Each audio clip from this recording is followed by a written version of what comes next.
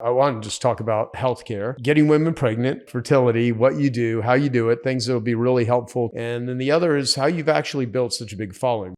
I am here with my friend, Dr. Stephen Palter. It's a pleasure to be here, Joe. In my home, we got this interesting little setup of how my video guys have set this up. So I think we've been planning this for 10 years, this interview. Yeah, exactly. So I'm just going to do the official bio of who you are. So Dr. Stephen Palter is the founder and medical director of Gold Coast IVF in Woodbury, New York. He is internationally recognized as a leader in the field of fertility treatment. As a member of the Yale faculty, he was the clinical chief reproductive endocrinology.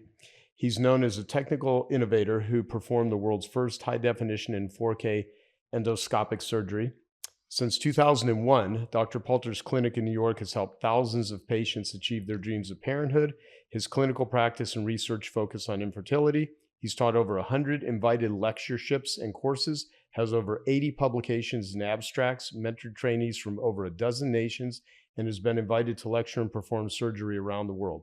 He's led the largest online fertility physician education program using his patented Lodestone platform for over 10,000 practitioners. He has combined these two capabilities to reach patients on social media with an audience of over 600,000 followers and 550 million views. His videos consistently go viral with over 1 million views on multiple social platforms. He's also the creator of the Palter method, a system for people to take charge of their health and heal the root cause of their infertility so they can get pregnant now. His mission is to change the future of fertility one baby at a time. You can find him on TikTok, Instagram, Facebook, and YouTube at Stephen, S-T-E-V-E-N, Palter, P-A-L-T-E-R, M-D. Well, okay, so I want to do a couple of things here with you too, because I want to just talk about getting women pregnant, fertility, what you do, how you do it, things that will be really helpful to anyone that's listening here. It may be helpful. And the other is healthcare. And then the other is how you've actually built such a big following, because a lot of people that would watch me be part of Genius Network, listen to the marketing stuff that I do on my marketing podcast, they're interested in if you got a message in a business, how do you tell people about it? How do you get it out? So we'll talk about all these things. So stay tuned. But when we circle back to that, so many of the lessons about communicating and solving people's problems and education are things that I actually learned from your marketing world, and then said, how can we use this to solve problems? Yeah, which is great. And you've done a fantastic job, because you educate millions of people now all over the world as a result of it, which is pretty cool. So you mentioned a few things that are potential indirect causes of this. And we now live in this modern world where people are glued to a screen. I've always liked thinking about it. We're more connected electronically and digitally than ever before in human history, but we're more disconnected as humans. And when you're talking about creation of life, there's how people live their lives. I don't know if you think often, are people built for this sort of lifestyle? I mean, are they built this way? And reproductively, absolutely not. Yeah. This is not the way it's supposed to be. But I mean, in caveman times, you'd be pregnant at 18 or 16 as soon as a woman was going through puberty, and you'd be dead by 30. Oh, I got to ask you a question. You're talking about, because you mentioned cavemen, and I can't remember if it's from the book Sperm Wars or which book it was, but supposedly, if you go back to, what do you call it? The Neanderthals and the Cro-Magnons. Exactly. That a woman would be having multiple men, or whatever these species were at the time, basically having orgasms, and that sperms were had claws, and they would fight each other in order to see who could impregnate a woman. That there were it was called Sperm Wars, right? Do you know why your penis is mushroom shaped? Did anyone ever ask you that before? No. So because other animals, it actually acts like a suction cup. So when the first animal will mate, the second male will come and it'll actually suck out the sperm of the other one and replace it with theirs. So lower species, they actually look like little suction cups. Wow. Now I know why you're good at social media clips. I mean, I could just see. I have clips. Your penis is shaped like a mushroom. I actually made that video. Okay. That one went viral. Okay. So explain the plumbing of a man and woman and how this actually, and going back. So most of it, so this is actually a huge misconception. So that's, Everyone focuses on that and everyone thinks, I got to tell you, I have probably half a dozen videos that just like in 5 seconds will say, you've been having sex for 2 years and using pullout. You think you're on the money. You're just infertile.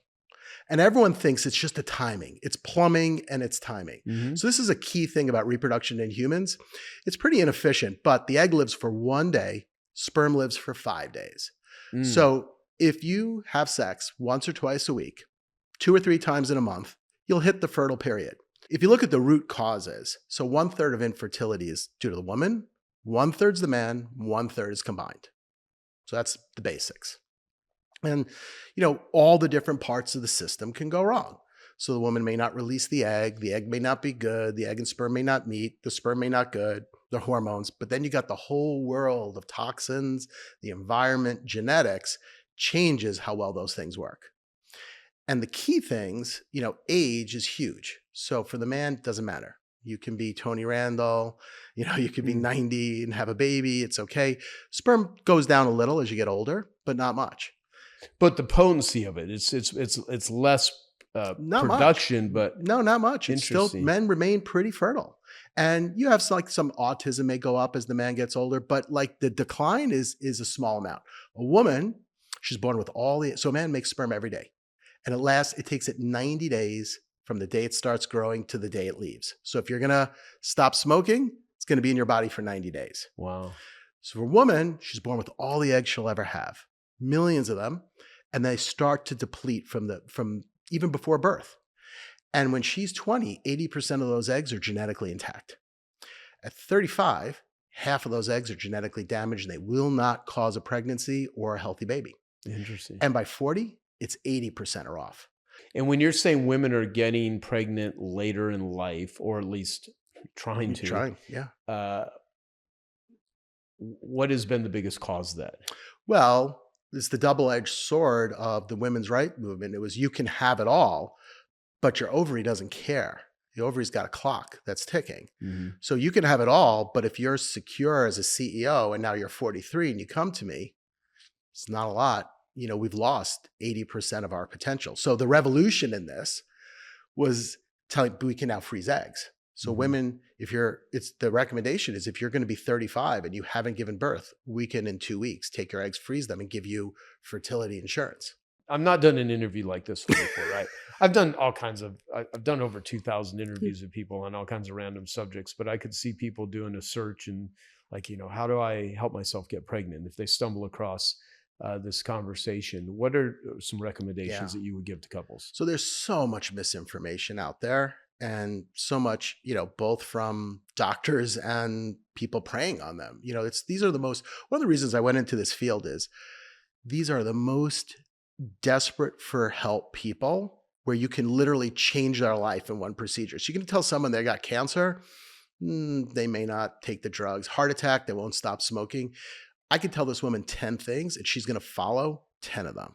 They are so motivated and I couldn't stand not solving problems. Like I love the biology. I love surgery, like fixing things. But it's like diabetes, like no one's getting better. Heart disease, no one's getting better. Here, it's like, it's a fix. So that's what I love about it. So when they're searching for it, the first thing is knowing when you have a problem. And we have just such simple guidelines. It's if you're under 35, you just had random sex for a year. Trying means there's no condoms, no birth control pills. So you just you just had sex randomly for a year. Let me say if you're 18 and you told your mom, don't worry, mom, we're not trying. He's just pulling out. We'd call you call you pregnant. And so now they're like, oh, I'm not trying. So if you under 35, you had sex for a year, you're not pregnant, seek help. Over 35, 6 months. Or if you have risk factors, and the doctors miss this all the time. You don't have to wait a year, 2 years, you have risk factors. Risk factors, severe pain, irregular periods, heavy periods. Someone had cancer, someone's got diabetes, erection, ejaculatory problems in the male, go seek help right away. Those are just like such basic guidelines, but we'll see people with these things that the doctors miss it and they'll try for years and not realize, just seek help. And so you can use one of those ovulation kits for 1 or 2 months. If you're ovulating, you hit the time. And then you got to we do really basic evaluation, like in 2 weeks. I can get to like 80% of the cause. Well, okay. So, in my life, as you know, my partner, she's a vaginal plastic surgeon, right? So I've sat through numerous conversations about all kinds of stuff. I'm going to ask you just some basic questions Yeah. uh, for the men that are watching Yeah. out there. Why does a woman have a period? Okay. So the reproductive system in 1 minute. So there's a woman is born with all the eggs she'll ever have. And every month, a group of them somehow become ready to respond to hormones. And a whole group of them start growing, and all of them die off except for one. And so as they grow, they make estrogen, and the lining of the uterus, the womb, I say it's like your backyard. The grass is growing and getting ready for the party. The grass is growing, the lining of the womb grows, and fertilization is supposed to occur right in the middle of the month. And a woman actually has a little burst of testosterone right around the time of ovulation, makes her libido go up. So that's why a lot of teenagers, the first time they gave in and had sex was when they were most fertile and they got pregnant. Because you're more ready to have sex when you're most fertile. So the egg fertilizes and it implants. And it then makes hormones that sustains the pregnancy. That's the pregnancy hormone that you do a pregnancy test for. If you're not pregnant, the ovary stops making hormones and the whole system sheds. And so the lining of the uterus comes out to prepare for another one. Other animals don't have cycles like this. So you're growing that lining of the uterus to get ready for the baby. And if it's not there, you shed it and you start it all over again. Gotcha. All right. So there you go. We're going to go to a little sexual education here for a second. This makes me think, for some reason, this pops into my mind, because you said when a woman is most likely, when she's most fertile, she's most likely to have sex. Now, it might have been in general, Well, I want to ask you this because I'm trying to think which book it was that I read this in years ago, where. Hey, I hope you're enjoying this video, and I want to let you know that I have a new book that's come out, and if you'd like to get it absolutely free, there's a link below in the description, or you can wait till the end of this video, or you can simply go to joesfreebook.com and you can get a copy there. The time that a woman is most likely to cheat or having an affair is when she is also in the period when she's most likely to get pregnant. It's the same thing. It's the same thing.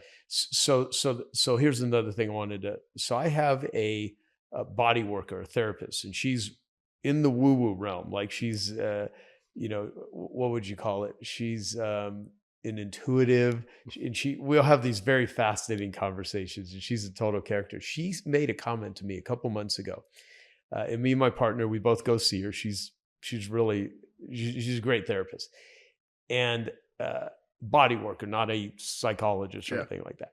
So she said that she had 3 different female clients that were taking testosterone that had been faithful to their husbands their whole life, but they cheated when they were taking testosterone. And she said, she said that all these women communicated to her like they're having a moral dilemma because they're like, I never would have had an affair with my husband. I don't know what's going on. Well, it's the same effect on men and women. The guys get super horny when they're taking it. That's what testosterone does. Right. And we have so many people taking hormones, men and women today. So how is that impacting all of this? So it's not wrong. There's a big backlash against birth control because birth control suppresses all these hormones. So it shuts that off. A lot of women lose their libido when they're on birth control pills. It's got other benefits. It can prevent uterine cancer, but it definitely affects it. And not only that, but plastics act like estrogens in the body, and they're endocrine disruptors.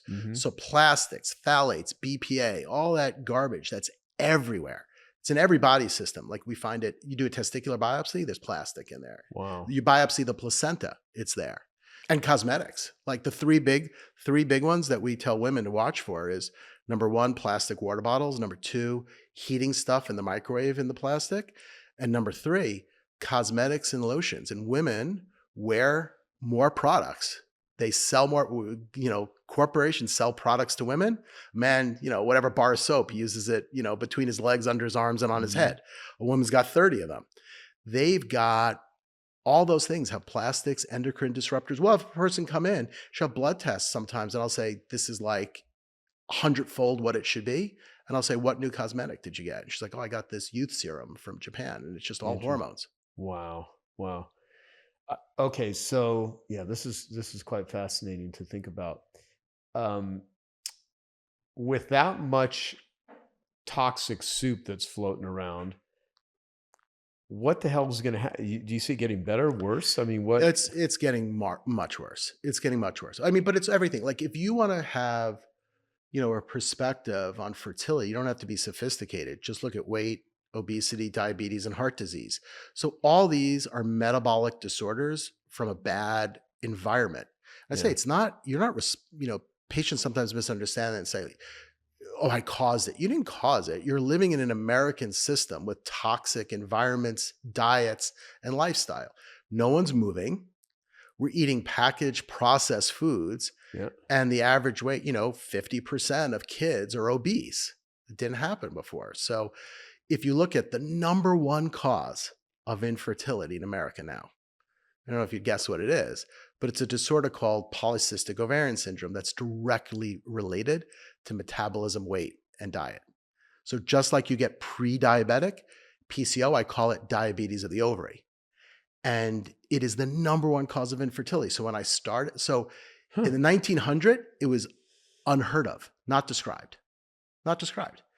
Then it was 5% of the population, 10%. It's 15, now it's going to be 20. So it went from 0 to almost 20% of the population, general population. And it's from over-nutrition of addictive processed foods. Yeah, I mean, because as we were talking earlier before recording, go check out seedoil.com, SEED oil.com. So I have a friend, Dr. Kate Shanahan, and she wrote this amazing book called Dark Calories about the hateful eight. The word seed oil is interesting because not all oils made from seeds are bad. But there's and you can make them rancid if you overcook them, and how you heat them and how you extract them. Right. And there's this, I believe, like in that book, there were things that I learned that I never read in any other health books. And I've read over 1,000 books, and I have a lot of doctors and a lot of clients and a lot of nutritionists and all kinds of fascinating stuff related to it. But 70% of the average American's diet is processed food now. 70%. Oh, yeah. And 40% of the caloric intake of the average American's diet is fats. And out of that 40% of caloric intake, 80% of that is vegetable oil and toxic seed oils and how they're processed and that sort of thing. And the human body is not designed for that. So we're now living in this world where we are the environment, the food, everything. So that's that is the number one cause of infertility going up right now, is that. Same as diabetes, same as heart that meaning the toxic diet. Yeah. And carbohydrates, processed oils, overnutrition, obesity, insulin resistance is the core of all of our modern illnesses. That's why Ozempic works for all these diseases, because you just lose weight. If you have a gastric bypass and you lose weight and you stop eating this crap and you decrease your body weight, insulin resistance goes down. So you're going to find it helps heart disease, it helps sleep apnea, it helps infertility, it helps all these things. But if you lost the weight and stopped eating badly, it's not that Ozempic's the miracle drug. Right. It's just the fix that you'll be on for the rest of your life. Yeah. But if you can do it with a lifestyle, it'll have the same effect. Which, of course, I'm always going to vouch for do it with the lifestyle, because the moment you have any sort of quote unquote shortcut and you maintain a bad environment, bad food, bad whatever, you're just training yourself mentally, physically, emotionally that this is, But but they need help. Like just you work with addicts. I mean, these people, people, I've been there, it's food addiction. We're overweight because we overeat. But what happens is, corporate medicine, you have 5 minutes with your doctor. So the person comes to see the fertility doctor. I made a video about this today. Woman stabs doctor after giving her fertility advice. What does he say? Eat less, move more. See you next month. So if you walk in and you've been overweight your whole life and you're 100 pounds overweight and the doctor says, lose weight, eat less, move more. Yeah, thanks, Gina. Like, I don't know how to do it. So we have to give them the tools to cut that addiction and transform their life. They don't know how to do it. Yeah. And so the Ozempic is the easier, more profitable fix. Yeah. I mean, I'm so torn on this whole subject too, because I've had lots of conversations with you offline about as relates to addiction. And certainly there's applications. These are all tools in the toolbox. The question is when to use it, how to use it, and when do you enable someone in such a manner to where, what's worse? Right. Right. So I think it's the last tool, but if it's a life vest and the person's 300 pounds and they're Mhm. going to be dead, Mhm. throw them the life vest. It's better Yeah. than nothing. Like Right. gastric bypass the same way. But, all the programs I'm developing now are working on trying to get people access to those lifestyle programs to reverse it and not need to come see me. Like the big innovation in infertility is in vitro fertilization. So we take the egg out, we join it to the sperm, and now we can genetically test it, know if it's normal, and we put it back in. So most people who want to get pregnant can get pregnant with that technology now. Mm. Success rates used to be 15%. They could be as high as 70% now.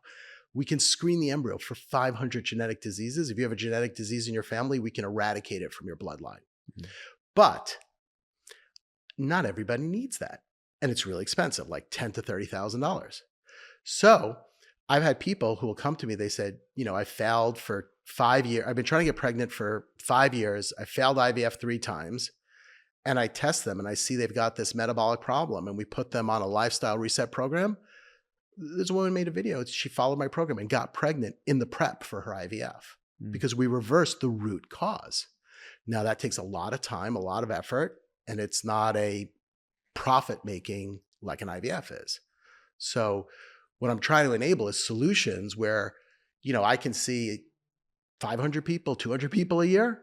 But if I could teach people online how to do these metabolic resets, we could reach 100,000 people, we could reach 1 million Right. people.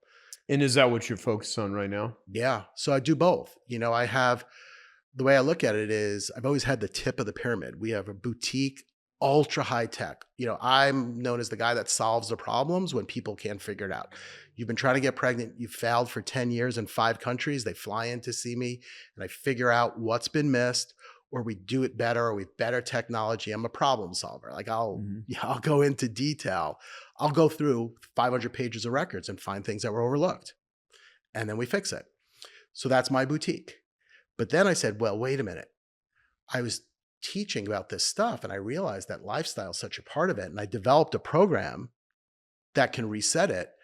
What if I could reach, 100,000 or 1 million people online with a really low cost solution that no one else can do because they can't reach enough people, but I have a big enough audience to do it now.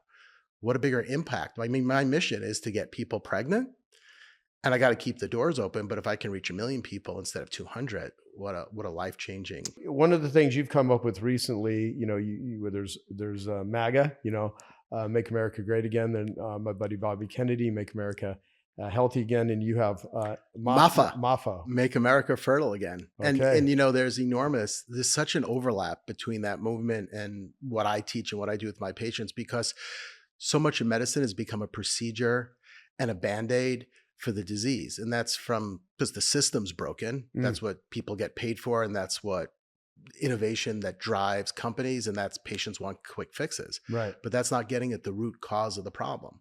And just like diabetes is escalating, metabolic disease is escalating, infertility is also going exponential. So when I started, it was 1 in 11 couples, 1 in 10 couples. We're at 1 in 6 couples now have infertility. Can you imagine that? I mean, this was unheard of, 100 years ago. Why? The core things that are increasing, number 1 is obesity and metabolic disease. Number 2 is women are waiting longer to get pregnant. And woman's born with all the eggs she'll ever have, and they become damaged as they sit in the body and they don't work. And then there's smoking and sexually transmitted illnesses. So if you look at them, which of these are the lifestyles? Well, smoking's probably gone down. Smoking's Sexually transmitted, has it gone up, or is it about the same? It's about the same. It's about the same. But smoking's been replaced with vaping, and we've got plastics, and we've got environmental toxins that all disrupt the reproductive system in men and women. But the number one thing that's going up is obesity. Obesity and metabolic disease, and that core root of it, we can reverse. So for guys that are taking testosterone as an example, huge issue. What advice would you recommend or give? What are the pros and cons of this? Yeah, I just did an interview. Wall Street Journal interviewed me about this, and I saw a guy this week who's a WWE pro wrestler. And so it's funny. I joke that when the guys are on testosterone, I make the diagnosis when they walk through the door, if they have to come through the door sideways. Right, and they're, I say, how much do you lift if it's over 1,000 pounds. Yeah. You're there. So testosterone replacement therapy is a lifesaver for some, but is one of the most abused drugs in America now. Because, if I gave you cocaine or methamphetamine, you're going to feel good. You're going to have energy. You're going to be awake. You're going to feel like you can conquer the world. So testosterone goes down as you get older. And if you give someone testosterone, they're going to feel like they're 18.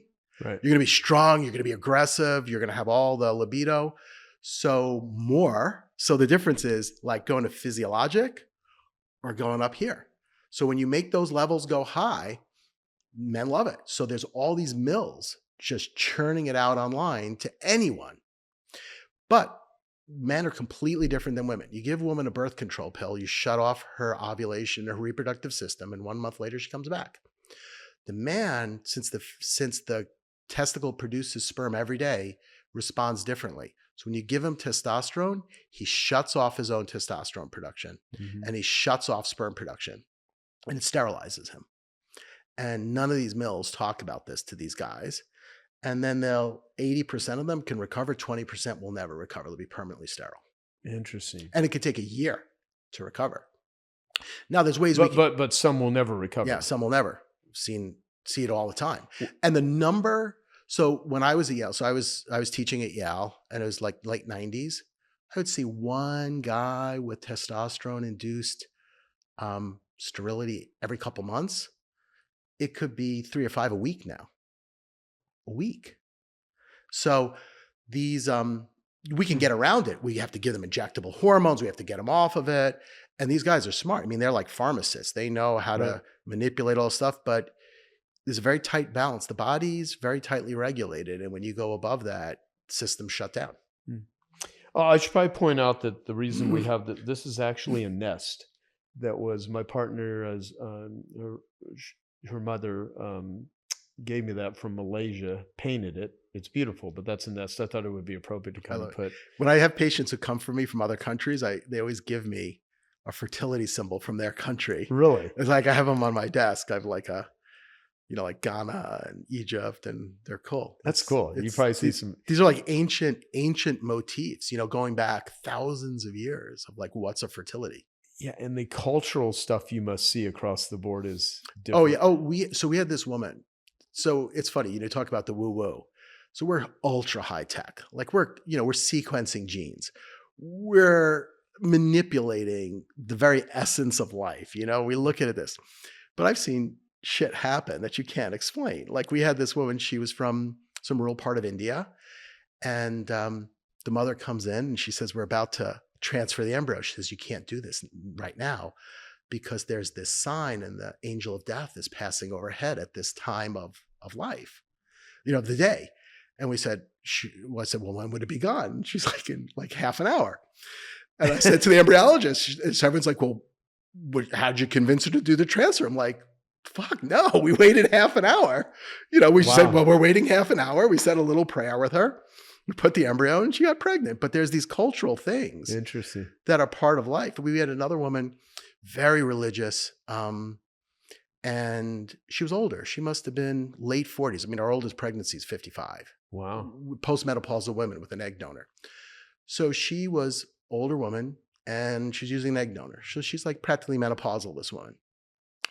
And she's lived in a building her whole life and she's never been pregnant. And she goes in the building and she said, there's a guy who's like crazy. He's supposed to be the seer in the building. And he gets in the elevator with her and he says, you got 2 babies in you. She was pregnant with twins. And like she'd lived in that building for 20 years, not being pregnant. So like the stuff you see that you just say like. Well, did you say you're manipulating the essence of life? We're assisting. So a rabbi gave me a, people say, oh, you're playing God. I don't want to do this. Oh, so this is like on my soapbox. I have a lot of videos about this. People say, I don't want to do this, or they get criticized by their family and their friends because they say you're playing God. It's against God's will for you to be pregnant. If it's going to happen, it's going to happen. So they're wretchedly devastated.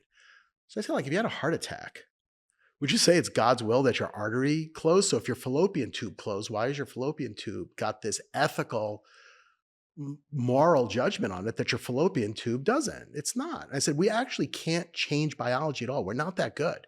We cannot create anything that doesn't exist in the universe, the cosmos, God, whatever you call it. But we understand the process and we can assist it. So this rabbi gave me a sculpture that said, they say in the Talmud that, there's three people in every birth: the mother, the father, and Hashem, or God. And he says, but God sends emissaries to help. And that's what you are. So I say to people, I don't create biology. I just understand it and I assist the natural process. Wow. That's good. Well, you've had to learn to address every aspect of this. Now, so there's something I want to get your take on this too, because it kind of goes into a different delivery system. So the line, a pill for an ill. I see a lot of medical doctors. Procedure. Oh yeah, pill and a procedure. And now it's injections. It's all that. So it's like the subscription model of your razor blades. If you need to stay on it forever, better. Yeah. So how do you navigate this healthcare system? Because let's go back to it is, people ask me we had a big meeting. We had a meeting in the office and they were saying like, what bothers you the most? And for years, everyone would say, miscarriage is what bothers me when you get there and it doesn't work. And I said, getting up there is the healthcare system, because it is so divisive and designed. It's so dysfunctional. And it's just getting worse because the doctors start off good. They want to heal people. They want to get better. They may not be educated in everything, but now they've got this system where everything's got a third party. It's an insurance company dictating what they can and can't do. I've got staff in my office. They spend full time just trying to get approvals for things and navigate what you can and can't do. And now, when you went from most practices were owned by the doctor, more than 50% now are owned by private equity. Or VC. And they just want to extract profit, grow it, and flip it. Wow. So that doctor-patient relationship is being destroyed, not because the doctor's bad, but they're drowning. Like the number of doctors who say, I would never want my kid to go into medicine is at an all-time high. And it's not on the medicine side, it's on the corporate side. So then you come up with this fix. So you have 5 minutes to see the patient. And I have the luxury. I spend an hour with a new patient. Other people, they get 5 minutes. And so you have these fixes in our system and everyone wants a solution. And so the doctors, and if you're in a procedural thing, they get paid for procedures. That's not good. But on the patient side, everyone wants a pill and a quick fix. Everyone wants a solution. So these forces, when combined together, are so dysfunctional. So that's when I talk about MAFA, Make America Fertile Again. It's the same as, the health, like what you were telling me with MAHA. It's like, we have to have complete reimagination of what it takes to be healthy, healthcare, as opposed to disease treatment. Yes, because it certainly is not healthcare. I mean, Kate Shanahan writes about this in her book. I think at the time when the book was written, like 18% plus of the GDP of America is healthcare. 5.4% is like food, 3% military, which I know Trump wants to increase, and less than 1% tech. So almost $1 of every $5 going to healthcare. You just follow the money. You can see so much of how it's... Well, but you've got corporations now running healthcare. So that's why when someone gets shot in the street, why people are celebrating that the CEO of a healthcare company is shot, because this isn't your doctor taking care of you, deciding what's best for you, and you in a partnership with him. That's why the corporations, the first thing they want to do is change the name. It's not your doctor, it's your provider, and you're a customer. We're not taking care. Yeah. And you're all fungible. So like when I started, there was like, you would die for your patient. Like you were there. Fungible. Go back to that. Yeah. So like, because you can replace anyone with anyone. It's just whoever's on that shift. It's like your McDonald's worker. When I started, would come in Friday. You had a sick patient. You didn't go home till Monday. I've worked 80-hour. I've worked from Friday, when I was a trainee, 6 a.m. Friday to 6 p.m. Monday without a break. Because you had to be there to take care of them and to learn everything. And now it's like with no sleep? Yeah, you hallucinate by the end. It's not good. And so what advice would you give to doctors, someone going to medical school, someone considering it, someone that's already there? Because you've been at this game for a long time. And we certainly need these people, and we need ones that do not get corrupted. We need people that I was on the tenure, academic track at Yale. I was supposed to move up. They would take me aside, like, here's how the game's played. I had grants and I was supposed to move up the ladder. And I finally said, and this was a while ago. And I just said, I don't want this. And I just walked away and opened my own center where I had complete control, but I was able to carve out a niche where we don't need to play by that game. Mm-hmm. There's a backlash. There's more and more people going to fee for service, concierge medicine, where they can provide that relationship, but that's not a majority of doctors and it's not a majority of patients. Pendulums are going to swing. Like, there's going to be some massive recorrection with this, like the housing bubble. This is just the dissatisfaction and the waste in this system is so astronomical. But high school kids will talk to me and I say like 16 years from now, when you're done, Mm-hmm. I can't imagine what healthcare is going to look like. How's AI going to change this? Because I got a video. I did a project where I love finding things that are missed. Mm-hmm. So there's like one common error that's made on an X-ray that makes people it's a kind of tubal blockage that makes IVF fail. And a lot of IVF doctors don't look for it because it takes time and they're not interested. They do 2 or 3 cycles instead of looking for why it didn't work. Or they read the report and the report says it's normal. Mm-hmm. So I get the pictures and it's not normal. It was misread. So I find that all the time. And I put those videos up in my social media and I'll get dozens of women say, oh my God, I looked at my picture. It's what you said. I showed it to my doctor. And after 10 failures in like 3 years, you fixed me. And they never even saw me. So I took 3 of those cases and I dropped them into ChatGPT and I made a custom prompt. ChatGPT got all 3 of them right. Wow. Now I've seen it make horrible mistakes. The one we were chatting about when you were sending me the thing with your eye, I'm like, it's giving you like the insignificant one and missing the big one. Yeah. So what the AI is going to do is it's going to allow you to have access to all the information, to eliminate the endless memorization, and then you should process it. Mm-hmm. And that's that's the promise. Oh my God. Like, I don't have to gather instead of me reading 500 pages, it'll summarize it and give me, triage, and then I process it and select it. But here's where corporations going. So about 1/3 of the people who need IVF in America are getting it. 1/3. Like 1/3. And it's really expensive. There's an access problem. So there's a lot of corporations trying to fix it. And what they say is, oh, we'll just have AI. The AI will take your history and will take someone who's not really trained to do your procedure, and we'll have one doctor supervise 1,000 cases, where the AI will do it and the nurse will do it and the paramedical person. That's not we're not there yet. Mm. Waymo shouldn't be your surgeon. Waymo's great until someone jumps in front of it. What is AI currently doing that is an improvement? Where do you think this is going to go? I'd love to get some of your predictions on what's going to happen with it. Where AI is doing really now, it's good is pattern recognitions, like X-rays, things under microscopes, things where it's just endless visual data. It can process it and find it. Mm-hmm. AI is really not good in our healthcare system at mining data from medical records because it's garbage in, garbage out. So everyone's cutting and pasting the medical records and the information's wrong. But it will be good when there's 100 things going on at once, and it can generate the labs, look at the labs, and it'll give alerts. Don't miss this. That happens all the time. Mm-hmm. Healthcare errors where people are so sick and so complex, and someone in the hospital is taking care of 100 people instead of 2. So it'll say, alert, you're on this med, you're on this, think of this. So it's like, it's not the decision maker, but it's filtering the information and coming up with it. Or for rare things where people aren't thinking of it, it may process that and lead you in the right direction. You know what I think is really useful? So let's say you're going and seeing a doctor and you're sick, or you're disoriented, or you had an accident and there's all this stuff being communicated, but your nervous system is overridden. You can't comprehend any of it. I mean, just simply to record that and have it explain what's going on, what's being shared. The recording what the doctor tells you, your instructions, people can't process it. Exactly. Yeah. I mean, I have a friend who's a doctor who's recommending some supplements and all this different stuff, and my brain can't keep track of all that, but I'll record that conversation now. Say, what did he say? What are the actions that need to be taken?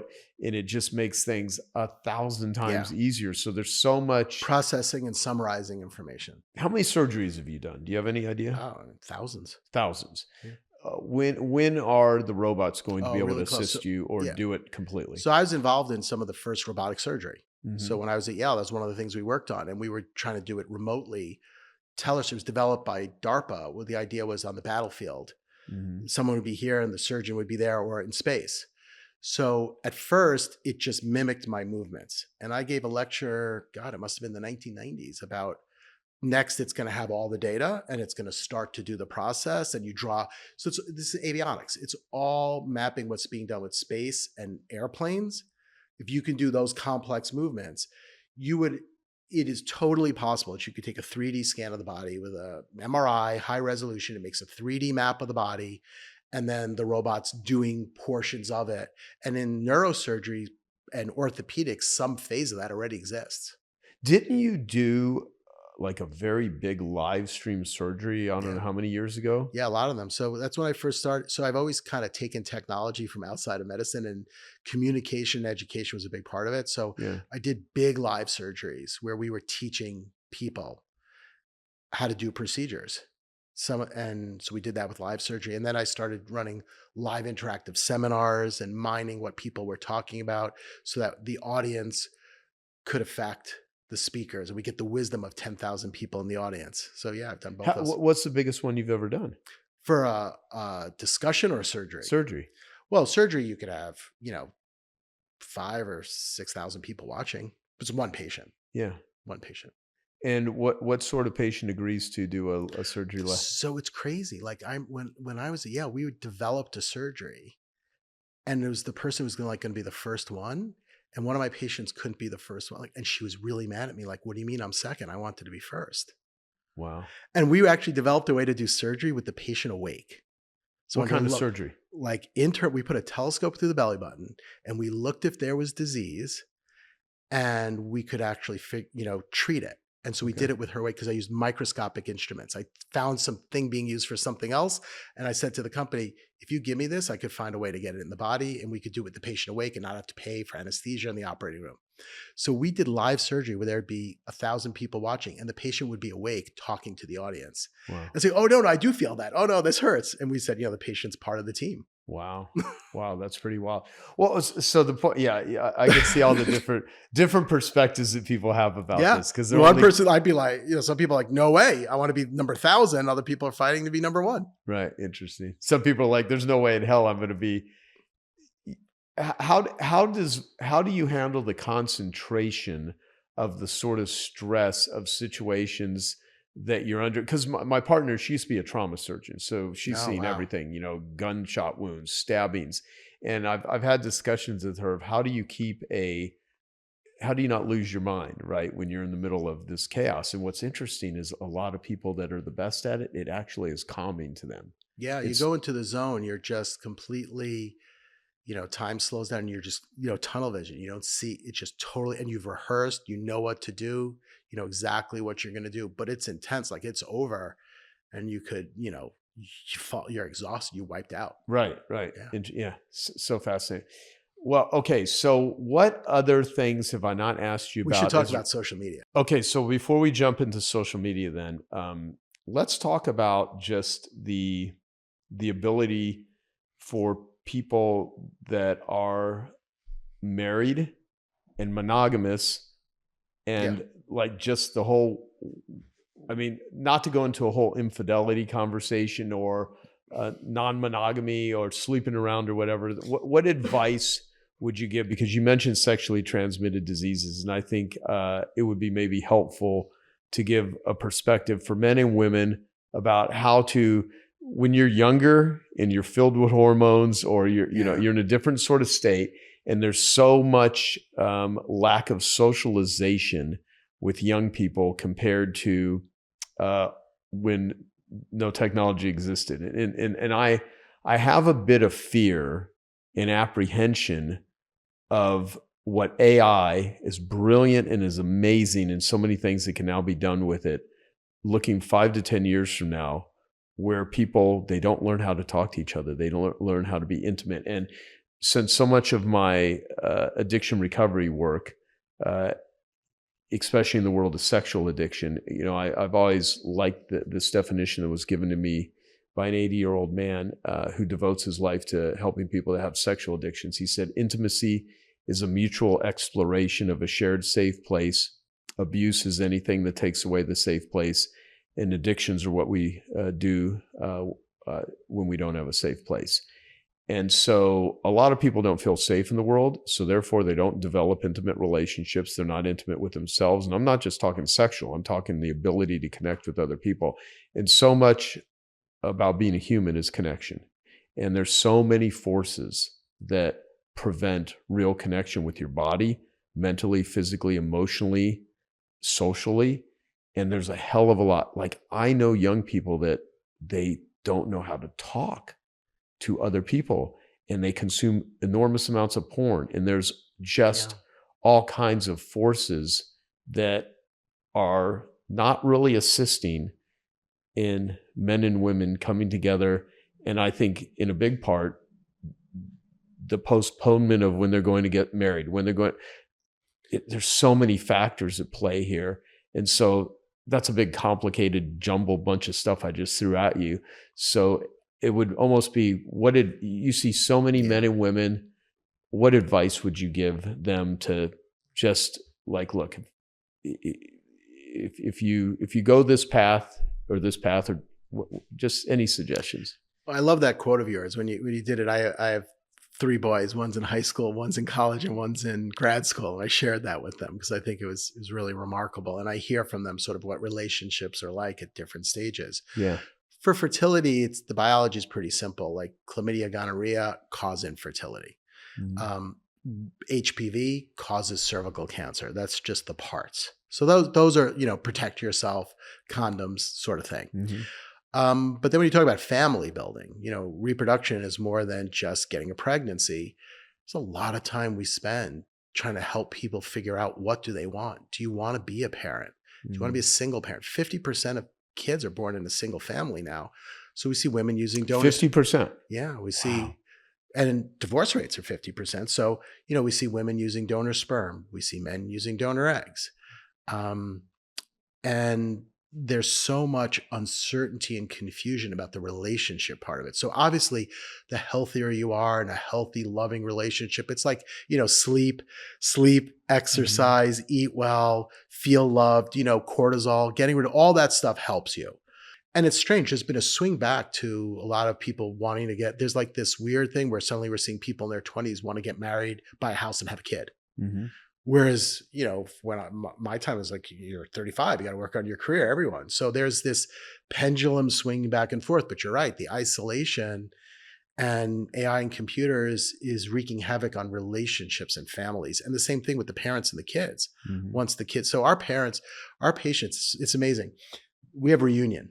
We call it our family reunion. We've had 600 people come up to 20 years later to celebrate their families. Like 600 people who are done with us come back to celebrate. And they say that they're the best parents ever because they went through this. It brought them, this tragedy brought them together. And so not everyone makes it. There are people who get divorced in the middle of fertility treatment because the cracks in the system come out. Right. But if you go through it, it's something really hard. Sometimes it makes you really strong and the priorities get reset and they realize we can do this together. So I think the key is human connection is at risk with this system. I totally agree. And no, thank you. And that's really good to hear. And what I would suggest also to, especially to young people, is awkward as it is for most people, and how I think convenience is great and convenience is not so great, because it's a double-edged sword.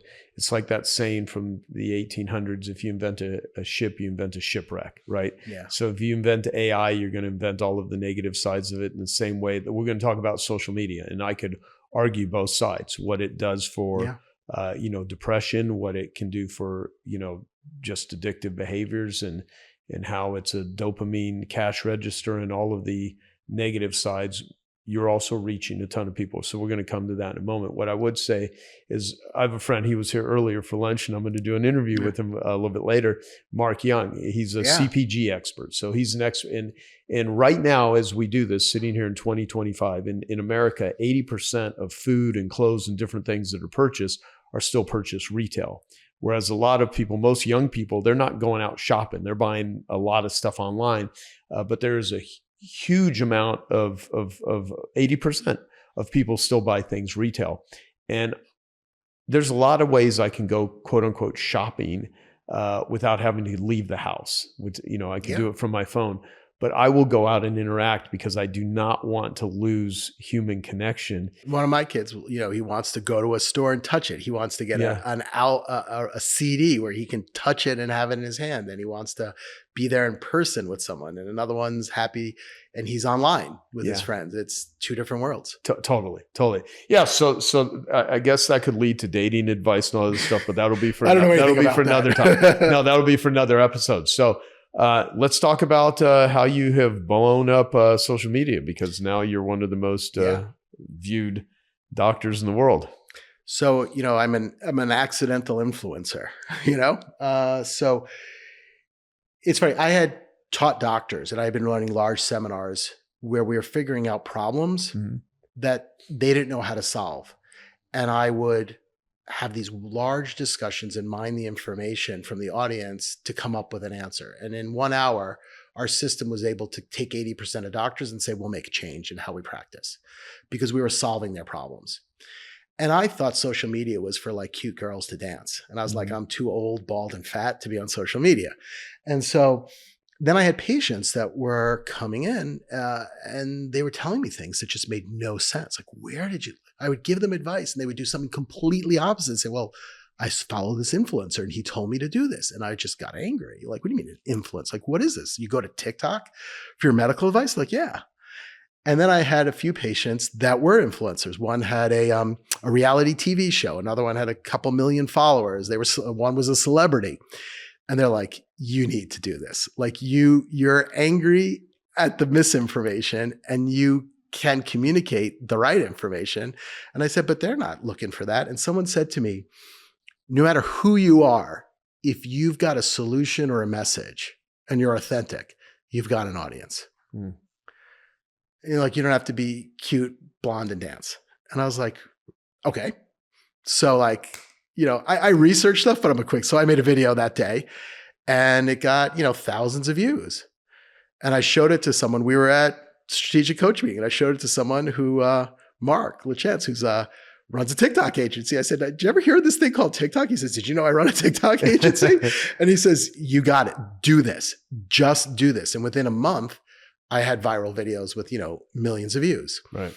And the core principle, I'll tell you, and I'm not just blowing smoke up your butt. Like, I learned stuff. I went to your first I Love Marketing live event. Yeah. And I listened to your I Love Marketing podcast. And what I was amazed at with this education-based marketing in the direct response world, you are educating people and getting them to do action. So it's like I had thought marketing and selling was like convincing people to buy something and you're hurting them.